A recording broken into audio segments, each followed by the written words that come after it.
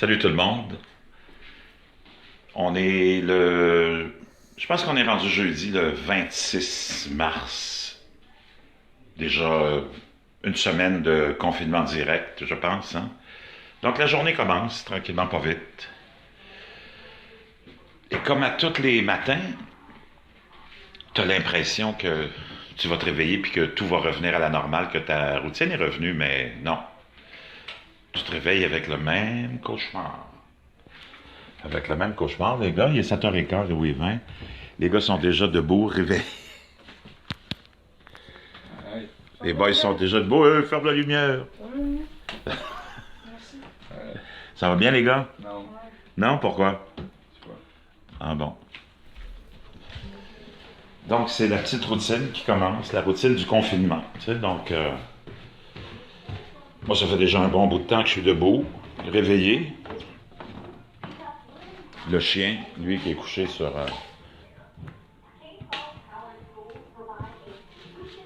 qui est couché sur le sofa, hein? Hey Ben, ça va? Ouais. Fais du bruit avec ta queue, vas-y. Allez. Qu'est-ce que tu fais là, le gros? Oh! Qu'est-ce que tu fais là, le gros? Bon. Avouez que c'est extraordinaire le matin si on pouvait faire ça. Avoir cette flexibilité-là. Donc, c'est ça, c'est la routine. Moi, je vais vous expliquer un peu c'est quoi ma routine pendant ces...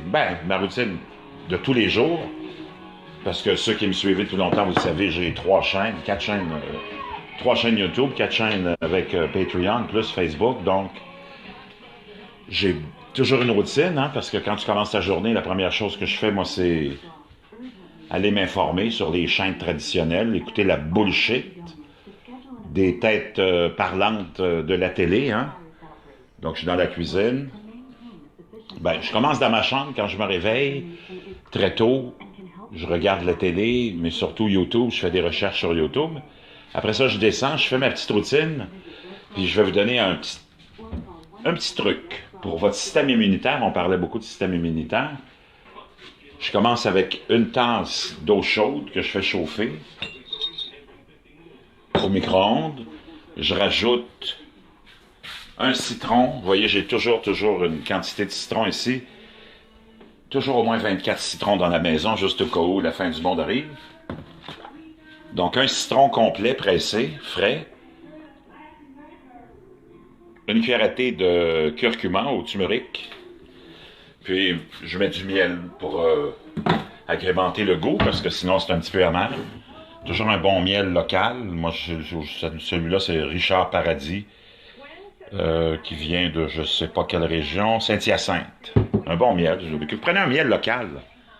L'important, c'est de prendre un miel local d'un petit producteur, parce que quand tu prends des miels commerciaux qui te disent produits du Canada, c'est de la bullshit. Parce que maintenant, l'étiquetage a été changé par le gouvernement fédéral, puis le provincial a fermé sa gueule, puis a accepté ça. Donc, le gouvernement provincial n'est pas là pour vous protéger, les gars, les filles.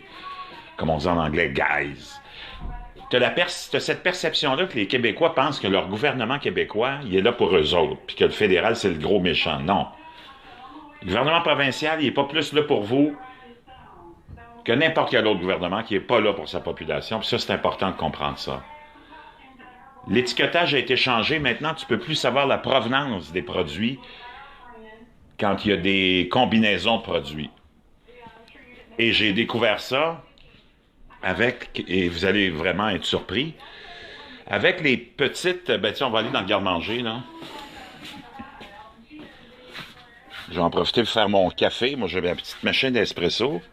Nespresso. Et j'ai ma quantité de café qui est là. Je vais chercher ma tasse.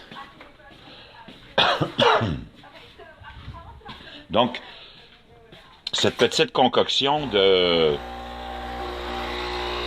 jus de citron, curcuma et miel, c'est à tous les jours. À jeun, tu dois faire ça. Puis je te jure que depuis que j'ai commencé ça, depuis au moins, on pourrait dire sur une base régulière, 1 an, j'ai jamais vraiment été malade. C'est extraordinaire. Donc, si je reviens à la découverte que j'ai faite et les recherches que j'ai faites, et c'est là que j'ai appris que l'étiquetage avait changé, C'est les petites pochettes de fruits comme ça qui sont complètement bidons. Il n'y a absolument rien là-dedans. Aucun bénéfice de quelque sorte que ce soit, sauf donner une collation à ton enfant puis donner l'impression qu'il mange quelque chose, mais c'est vide, complètement vide de vitamines et de toute propriété nutritive. Mais j'achète toujours habituellement la marque President's Choice, qui est fabriquée de pommes canadiennes et américaines. Les Go Squeeze ici sont faites de pommes canadiennes et américaines aussi. Et comment j'ai découvert ça, c'est que j'avais acheté la marque Lifestyle de Metro, la marque Lifestyle, la marque Irrésistible. Et j'étais pas capable de voir la provenance parce que sur les deux autres produits, je pouvais voir la provenance. Donc j'ai appelé et on m'a confirmé que c'était fait avec des pommes canadiennes et chinoises. Je me suis dit, oh là là, mais c'est pas indiqué sur l'emballage parce que la loi a été changée. Et maintenant, tu n'es plus obligé quand tu as des produits qui sont, même des produits emballés ici, que tu aurais fait venir de l'extérieur, tu n'es pas obligé de donner la provenance du pays. C'est complètement scandaleux que nos élus aient laissé faire ça. Donc, quand tu penses que ton politicien est là pour toi, s'il vous plaît, est-ce que vous êtes capable de rationaliser et de vous rentrer dans la tête qu'il n'y en a pas un qui est là pour vous? Il n'y en a pas un qui n'a jamais été là pour vous dans le passé, puis il n'y en a pas un qui sera là pour vous non plus dans le futur. Mais c'est bien difficile de rentrer ça dans la tête des Français qui pensent qu'il y a seulement Emmanuel Macron qui est tout croche, alors que c'est tous les élus qui sont tout croche depuis le début de la 4e République. Même chose au Québec. Les Québécois sont convaincus qu'il y a juste les libéraux qui sont tout croche, alors que c'est tous les élus qui sont pleins de marde. Et c'est ça qui est difficile d'entrer dans la tête des gens, puis on ne pourra pas changer cette perception-là. Parce que notre monde est fait de quoi? De nos perceptions. Et nos perceptions nous viennent de où? De ces putains de télévisions bidons, de ces réseaux de télévision nuls à chier, que ce soit LCN, RDI, toutes les émissions stupides que vous écoutez, Fox News, CNN, MSNBC, CNBC, Al Jazeera, Euronews, France 24, tu peux tout le nommer. Toute ta perception de la vie, entre autres, vient de là, vient de tes parents. Et c'est la perception que tu as de la vie qui fait et qui reflète et qui est le miroir de ce que devient nos vies. Donc, si nos perceptions sont toutes faussées, ben on se retrouve dans un monde complètement à l'envers. Donc, très important de savoir ça, qu'on a changé l'étiquetage. Maintenant, moi, le matin, je me réveille, puis je fais mes petites recherches, j'écoute les émissions de télévision corporatives, puis après ça, ben, je me prépare à aller faire mes affaires. Ceux qui me suivent sur mes chaînes, aujourd'hui, j'ai des choses extraordinaires à vous amener. Une autre direction. C'est un nouveau jour, hein? On est dans le jour, je sais pas quoi. Moi, j'ai commencé le 18, je pense. Le 18 mars, donc jeudi dernier, le restaurant a fermé. Donc, le lockdown, le confinement. Hey, faut pas oublier, on est tous en prison. On est dans une grande prison à ciel ouvert. Ça n'a jamais été aussi vrai que maintenant. On est dans une prison à ciel ouvert.